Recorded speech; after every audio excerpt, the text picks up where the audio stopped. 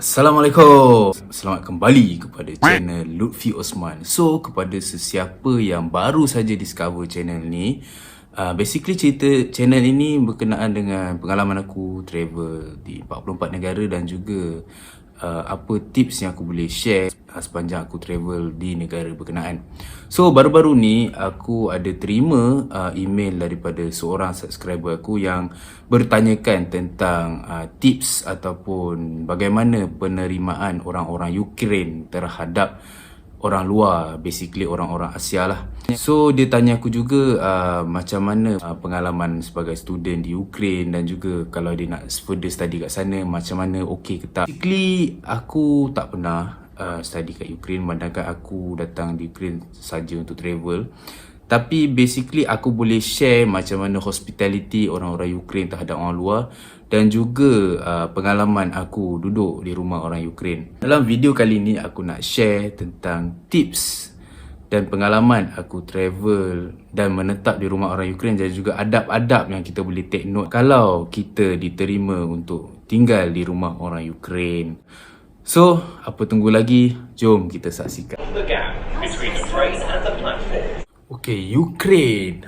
Ramai orang Malaysia especially macam nak berminat nak travel kat Ukraine lah selain Rusia. Okay, negara Ukraine ni seperti mana kita tahu, dia merupakan negara yang terletak berhampiran dengan Rusia dan juga Poland lah. Dia sebuah negara yang terletak di Eropah Timur. Dan Ukraine ni juga jarang-jarang lah orang Malaysia kita pergi travel. Okay, basically pengalaman aku di Ukraine dulu, masa aku travel selama 2 bulan lah di sana. So aku pergi ke banyak daerah lah. Macam aku pergi Kiev, aku pergi Odessa, aku pergi Kherson, Ternopil, Lviv dan sebagainya lah. So dalam beberapa journey tu aku dah banyak lah visit dan juga menetap di rumah orang Ukraine tu sendiri. Okay, masa aku travel masa musim bunga lah. So musim bunga dia tu jatuh pada bulan April. Dan kebetulan pada tu diorang dah ready nak sambut perayaan Easter. Okey, apa itu perayaan Easter sebenarnya? Perayaan Easter itu ialah satu perayaan di mana mereka menyambut kebangkitan semula Jesus Christ lah. Dan orang Ukraine memang menganggap Easter ni sebagai salah satu perayaan penting dalam kalender diorang. Hari-hari sebelum perayaan Easter tu kita boleh tengok, macam aku boleh tengok lah dekat bandar, contoh macam kat Kiev kan, dia letak banyak decoration yang berkaitan Easter lah, macam telur Easter tu kan, tapi diorang panggil pisangka. Pisangka ni pun merupakan satu budaya lah dalam masyarakat Ukraine. Bila menjelang Easter tu diorang akan mengukir pisangka itu sendiri. Dan juga perayaan Easter tu juga banyaklah tempat-tempat pelancongan di Ukraine tutup. Okey, nak dijadikan cerita, ada sebuah keluarga Ukraine ni lah bagi aku menetap di rumah mereka. So aku memang terkejut gila. Hari-hari sebelum Easter tu aku kena tolong-tolong lah sikit kan, kemas-kemas rumah. Macam biasalah macam kita nak sambut raya, kita kemas-kemas. So lagipun dia dah menerima aku sebagai tetamu, so dan juga tiada bayaran. So apa salahnya kalau aku tolong diorang kemas kan. Okay, nak dijadikan cerita, masa aku kemas-kemas tu tiba-tiba diorang macam rasa reluctant nak bagi aku kemas. Dia kata, oh you sorry, awak tetamu, so awak just duduk je lah, rumah ni just be our guest kan. So tapi aku cakap lah, aku dah biasa kan, bila aku tumpang rumah orang ni aku akan kemas-kemas, aku macam sapu-sapu dan juga cuci pinggan lah. Tapi dalam masyarakat Ukraine, mereka memang akan, bila tetamu tu mereka suruh tidak buatlah kerja-kerja rumah ni, sebab tetamu tu ibarat raja lah dalam masyarakat Ukraine. So macam basically budaya Ukraine melayan tetamu ni macam Islam lah sikit kan. Dia memuliakan tamu, so tetamu tak buat apa, tetamu tu macam raja.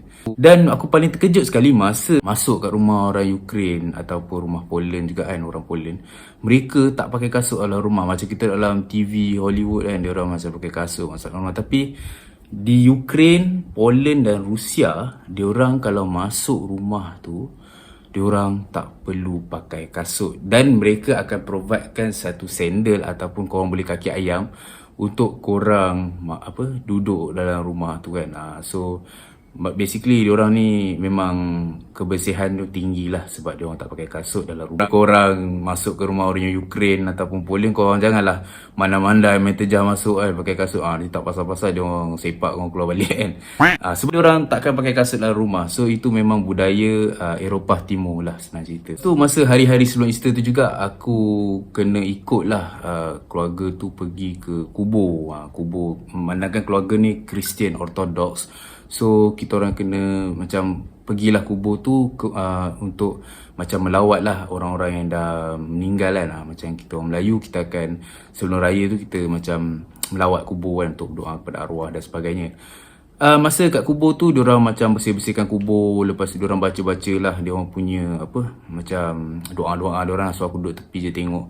Dan memang menjadi kebudayaan diorang lah, kalau diorang sebelum Easter tu diorang akan pergi ke kubur dan membersihkan kubur orang-orang yang dah meninggal. Jadikan cerita, masa perayaan Easter tu sendiri aku macam terkejut lah. Aku tengok diorang punya makanan satu meja tu banyak. Banyak gila kan. Ada kobis lah, ada salmon lah, ada macam diorang suka makan pancake panggil pelmeni.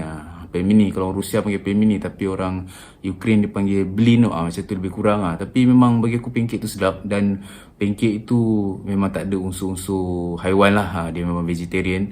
Salah satu orang Ukraine ni dia pantang kalau dia makan tu dia kena suruh tetamu ambil dulu. Itu memang diorang punya tradition lah. So memang masa aku datang tu, aku dah sampai kat meja makan tu, diorang suruh aku ambil dulu makanan. So masa ada satu part tu, aku tanyalah, ni apa kan, macam ada pergedil lah, macam pergedil.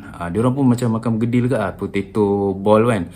Lepas tu bila aku tengok betul-betul dekat dalam potato ball tu ada daging pink-pink So aku tanyalah makcik tu kan yang masak tu kan, aku tanya aku tanyalah what is this kan, aku tanya lah bahasa Inggeris.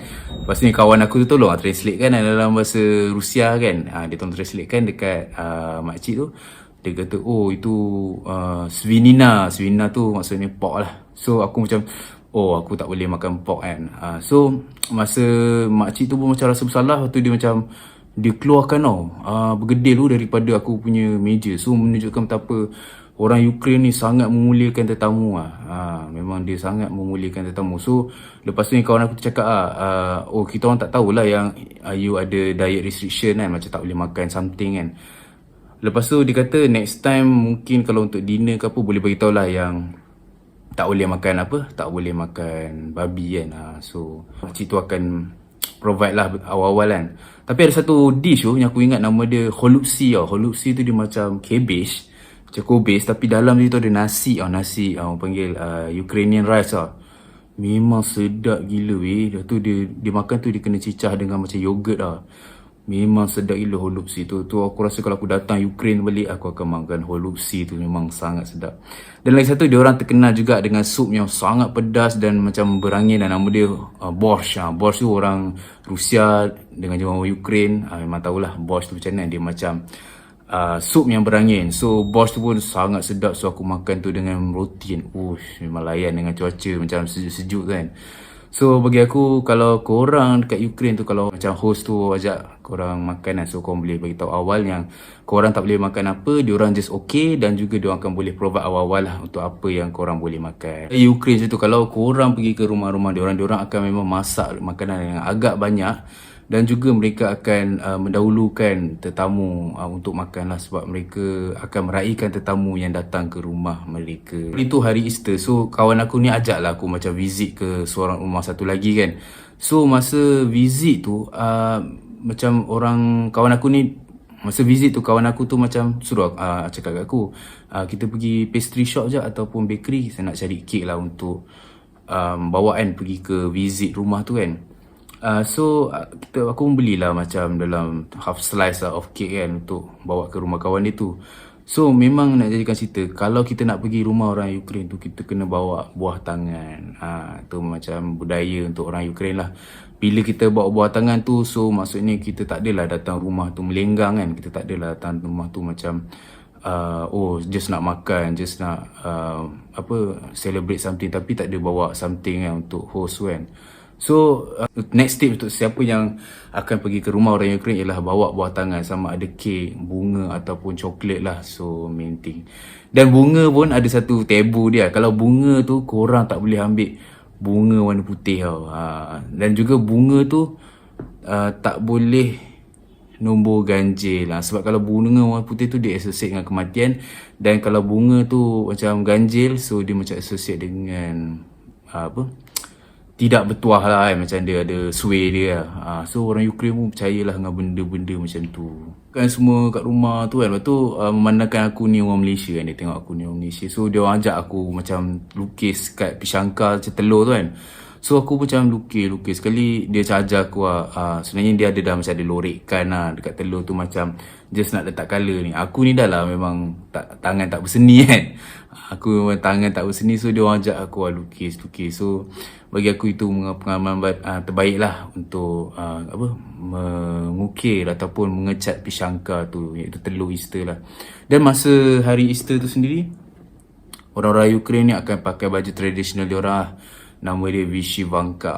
Vyshyvanka tu macam baju dress tradisional dia, dan mereka akan memang sangat berwarna-warni lah masa perang Easter. Dia tak macam Easter dekat, kalau siapa yang pernah study kat US ataupun UK, Easter dia orang macam saja casual kan. Tapi kalau di Ukraine, dia orang menyambut Easter dengan secara tradisional. Kau boleh nampak lah baju dia orang yang berwarna-warni, rumah dia orang yang sangat berseri-seri lah, macam kita sambut raya di Malaysia. Lepas tu aku lepas makan semua, lepas kita buat pisangka semua kan, aku macam teman lah kawan aku ni. Macam dia orang nak pergi keluar lah, nak balik Lepas tu yang kawan aku ni dia macam agak alim sikit lah. So dia macam nak pergi gereja kan. Dia macam nak berdoa. So aku macam okay pergilah, kita pergi gereja teman kawan. Dia pergi masuk dalam, so aku duduk dalam luar. Lepas tu bila tiba-tiba masa aku keluar, dia keluar tu, aku berjalan dengan dia nak balik kan. Ada satu mamat Ukraine ni, aku macam pelik gila. Dia macam cakap-cakap aku pun tak faham dia cakap bahasa Rusia kan. Aku pun tak faham. Sekali bila kawan aku tu dia macam backup aku kan, dia cakap tu, bila aku belah tu dia cakap kat aku kan, that guy is racist to you kan.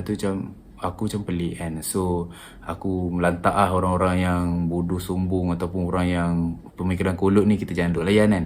Dekat Ukraine ni dia tak ada macam Grab ataupun Uber. So kita akan naik satu kereta teksi sapu lah. Sebenarnya teksi sapu tu diorang ada app diorang sendiri. Teksi yang macam kereta-kereta biasa, tapi dia buat servis teksi kan. Masa aku nak balik rumah kawan aku tu, naik teksi tu, dia yang laki teksi tu cakap something lah dalam bahasa Rusia, macam dengan ada yang marah kan. Dia cakap kawan aku, aku tak faham kan. Tapi kawan aku bila dah dalam kereta tu aku buat biasa kan.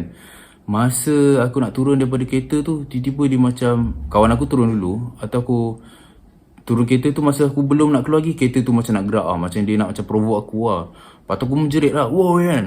Lepas tu aku tak keluar lagi, aku cakap kan, aku dah cakap bahasa Inggeris lah.